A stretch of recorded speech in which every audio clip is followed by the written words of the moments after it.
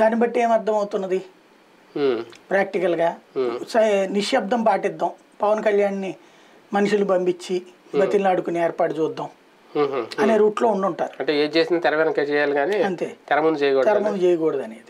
ఎందుకంటే ఇప్పుడు సీట్ల అనౌన్స్మెంట్ తెర ముందు చేశాడు, దెబ్బ కొట్టింది. కాబట్టి ఇప్పుడు తెర వెనక చేద్దాం కానీ తెర ముందు వచ్చి మాట్లాడితే అది పొత్తుకి బ్రేకింగ్ కి స్టార్ట్ అవుతుంది. కానీ ఎందుకు ఈ ప్రచారం జరిగింది? అమెరికా వెళ్ళారు, అక్కడ అరెస్ట్ అయ్యారు అనేది పోనీ ఒకవేళ నిన్న జరిగింది నిజమని అనుకుంటే ఈ గ్యాప్ లో వెళ్ళి వచ్చారా? అలా జరుగుతుందా? ఇప్పుడు మనీ లాండరింగ్ చెయ్యాలంటే అక్కడికి ఈయన వెళ్ళి డబ్బులు ఏమైనా సూట్ కేసులో మోసుకొస్తాడా? ప్రాక్టికల్ గా చెప్పాలంటే మనీ లాండరింగ్ అంటే ఎట్లా జరుగుతుంది? ఓ మలేషియాలోనో మారిషస్ లోనో అక్కడ ఏంటంటే డబ్బులకి ఈ బ్యాంకుల్లో మన అకౌంట్ తీసేసుకుంటారు. అక్కడ ఎవడైనా కంపెనీ పెట్టుకోవచ్చు, నీకు అక్కడి నుంచి వచ్చినాయి ఇవన్నీ అడిగేవాడు ఎవడు ఉండడు.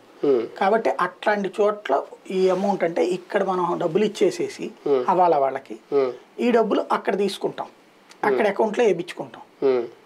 అక్కడ ఒక అకౌంట్ ఓపెన్ చేసి దాని కంపెనీల రూపంలో కంపెనీలు పెడతాం, అక్కడ మన మనుషులతో కంపెనీలు పెట్టిస్తాం. అక్కడ ఆ కంపెనీలలోకి ఈ డబ్బులు చేపిస్తాం. వాళ్ళ దేశాలకి ఇది విదేశీ మార్గద్రవ్యం వచ్చినట్టు, ప్లస్ వాళ్ళ దేశాల్లో పెట్టుబడులు వచ్చినట్టు వాళ్ళకి లెక్క.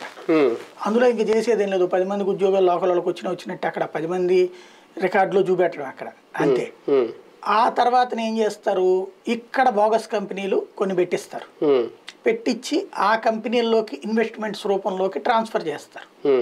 అంటే వీళ్ళేదో సరుకు ఇక్కడ అమ్మినట్టు వాళ్ళకి ఆ కంపెనీకి సరుకు అమ్మినట్టు, లేకపోతే ఏదో డబ్బులు పే చేసినట్టుగా.